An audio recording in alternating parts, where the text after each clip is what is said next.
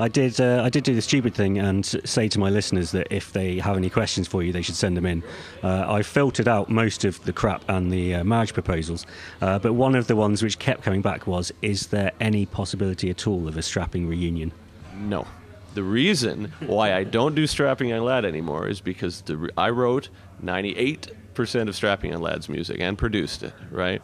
The band live was a combination of all of us. It was a great band, one of my favorite bands ever. The way I write is in the headspace that I'm in, emotionally, I represent the headspace I'm in with the music, right? When I was at that age, the music that came very naturally was Strapping Young Lad. At this age, that doesn't come naturally. So to do it at this point is a disservice to the band and the people who like it. So no. Okay, I'll try and ask some questions that'll make you like me again. It's like, honestly, man, I've said that like 50 times in the past 2 weeks, and it's always after explaining it where I say, okay, well, is there going to be a reunion? And I'm like, what, didn't you hear me? Right, can we go back in time now to 1993? It's all right. Back in time to 1993 when you performed on Steve Vai's album Sex and Religion. Did you ever think back then that you would be where you are now? I didn't think I was going to be where I was then in 93, right? Sorry, I apologize, man. I didn't mean to be pissy about that. Okay, sorry, buddy. Like, really, I was just like, man, that was a dick move. Sorry, buddy. It's all good. It's all good. So, it was Strapping Young Lad, or what the fuck are we talking about now? Steve Vai, right? Okay, it was Steve Vai. Did I ever think I would be where I am now? Oh man, married with a kid and like 38 and like, I never really think about where things are gonna go. And I mean, maybe that lack of peripheral view is what has caused me so many problems, right? I've got a single-minded focus and I follow that to the exclusion of everything else, and that oftentimes just leads me to decisions that are like counterintuitive. But I think again, that's why I like stop doing drugs too, because I'm like, okay, well, if that's a part of your personality, you better just clear that shit up, because you're going to make these mistakes over and over again, so you might as well get rid of any additional problems, right? So no, I had no idea I'd be where I am at now. I had no idea that I was going to be where I was then, and I bet you the next time we talk, I'll have no idea that I was going to be where I am then, right? So yeah. What was it like working with Steve Vai on that album? I mean, that was the first proper label album that you were on. Was it like massively eye-opening for you? Yeah, I mean, in a lot of ways. And I think it was because I came down there with stars in my eyes, right? Like I really said, I think that music to me is like, it's not only a soundtrack to like, the emotional development of like humans, right? And whoever writes music, it's like there's their trip, right? But it's also, it's like there's like a spiritual connection. Like by writing music, it's like you're in a way like commenting on, where things are at, right? For good or bad. And I think when I moved to LA, I thought, oh, this is going to be great. It's like we can make these statements really big and really bold, and it's going to be supportive and all that shit. And then you came down there, and all of a sudden you realize the reality of like LA and the music industry is like, yeah, it's, it's like run by petulant teenagers, and everybody's trying to like, stab each other for a buck. And, music industry, right? And which now I'm just kind of like, oh yeah, okay, it's music industry. But at 19, I was just like, wait a minute. And then and my reaction to that was, I'm going to like shit in people's guitar cases and, be a brat, right? Yeah. But I mean, and where does that get you essentially, right? But, one thing definitely leads to another. And my relationship with Steve is good. Like, I really like the guy, right? And the experience was like invaluable in terms of learning what I wanted to do and learning what I didn't want to do, right? But for a first record, man, that was like a wake-up call, dude. Yeah. Back in those days, looking at the videos, you got a similar hairstyle to what you have now. Do you miss the skullet at all? No. I mean, the thing is, you got to play the cards you're dealt, right? And, when I was going bald, I was like, yeah, there it is, right? But when I was going bald, I was like, okay, I'm just gonna frame it just to be a dick, you know. Let's just let it grow, and then just be like, yeah, see, yeah, I'm bald, whatever. But then all of a sudden, I was just like, yeah, I smell like shit, and I like, you know, I got my self-esteem's in the toilet, and, you know, I went for a loan to get like a Pro Tools rig, and, you know, I walk in looking like Krusty the Clown, and I'm just thinking like, so are you doing this for like other people, or are you doing it because you like it? And I was like, oh, dude, you're doing it for other people, right? Like, because it's a look and all this sort of stuff.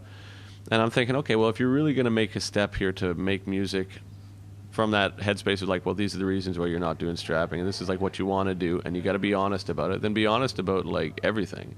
It's like, how do you want to present yourself, right? You want to present yourself like a clown, or you want to do the best with what you got? And I'm like, okay, well, I'm working with a pretty limited slate here, right? But I mean, it's like, I figure if I shave it off and like try and dress it up a little bit, at least you're, you know, doing your part.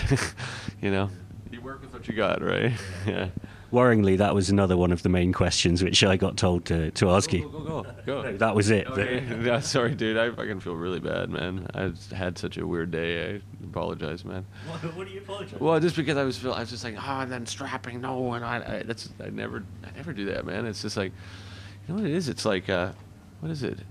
I think with deconstruction, I mean, the point of deconstruction is like, it's like there's been so many questions about strapping, and it's like, and I'm going to talk about just because I want it, right? So it's like nothing to do with it, but it's like, but I was like, the point with deconstruction is because with strapping, it's like it's so much talk about it, and my whole point was just like, well, my reasons why I stopped doing strapping. I remember when we were on stage with Download, I remember thinking, this is a real negative sentiment, man.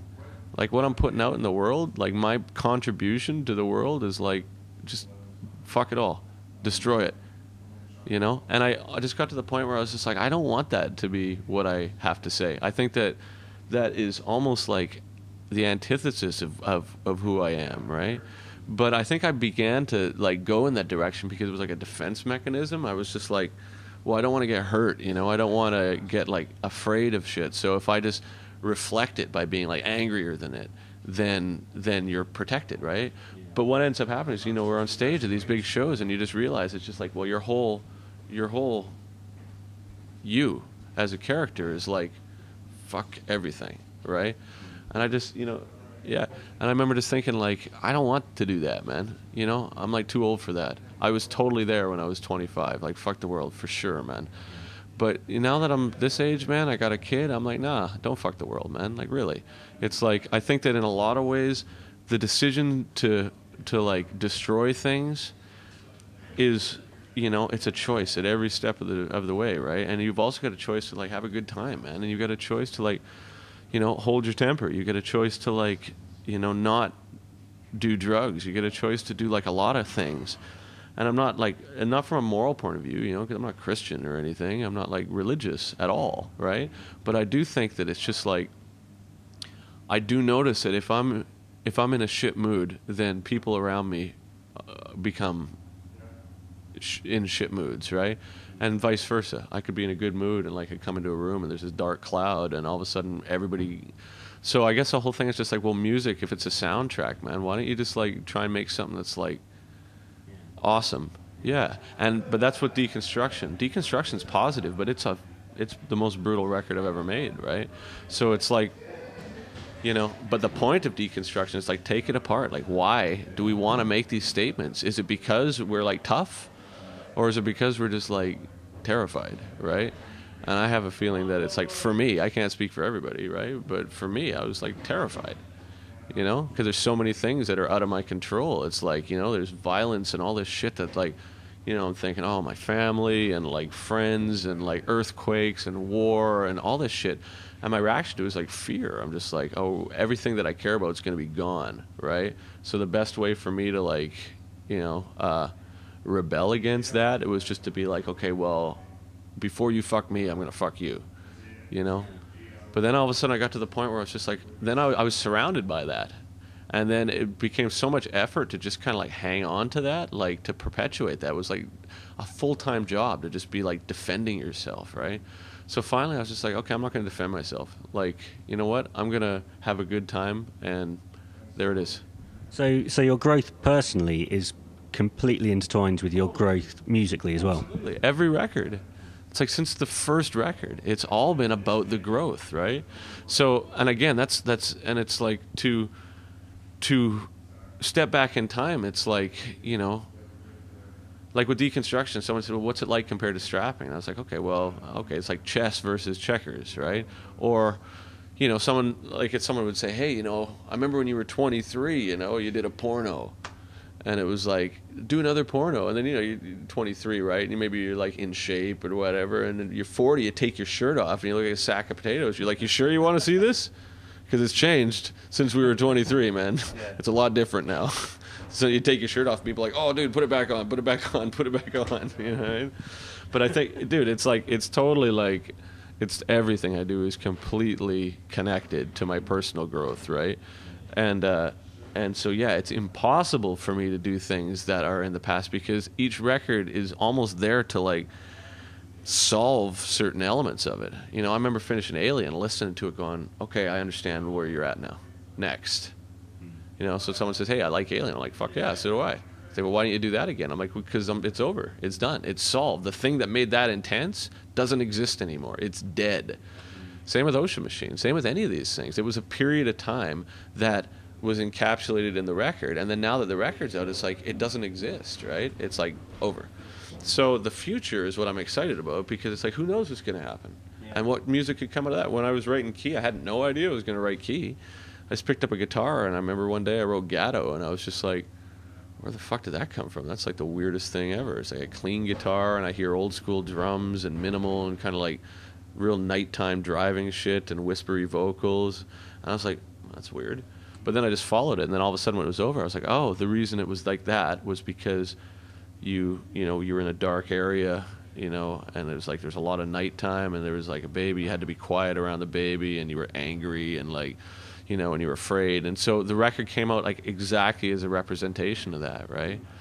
And I think, you know, to me, that's like, that's what music should be about. For me, I'm not, dude, and that's why I don't listen to my own shit, because again, it's like, swimming in your own spunk, right? It's like, you know, but I mean, again, it's like, you know, I'm not inviting other people to swim in my spunk or anything, but at the same time, maybe spunk's the wrong analogy, but drinking your own bathwater, how's that? But then again, I don't want other people to drink my, I don't know what the fuck I'm talking about, but I mean, it's like, yeah, the whole thing is just like the way that I represent my life is music, man. And I've got no vested interest in like doing it for anybody or being a part of a scene or whatever. But I want it to be awesome, and I know what it should be, and I know how it can. And because I've toured and played with bands and produced and been produced and like know a lot of people, it's like I know what sounds cool. You know what I mean? Yeah. So I want to make that kind of like personal growth shit really awesome, right? And live, I don't want to like ram these things down people's throat. I don't want to make it like pay attention to the lyrics and there's some profound message, because there's no message, man. And like every record is like a hypothesis. There's no like, well, you should think this, because there's no way. Yeah. You know, like someone was saying with like Deconstruction, said, oh, I think I get the message with that. And I'm like, there's no message. It's all just like questions, right, being thrown out there, right? And it's like, and I think that, you know, anybody who tells me they've got the answers is like suspect in the first place, right? So, right. Well, we should probably wrap it up there. Thank you very much for joining me. Do you have any final words? Don't shit where you eat. That's good. I think that's sound advice there. Thank you very much, and break a leg tonight. Thanks, buddy. Cheers.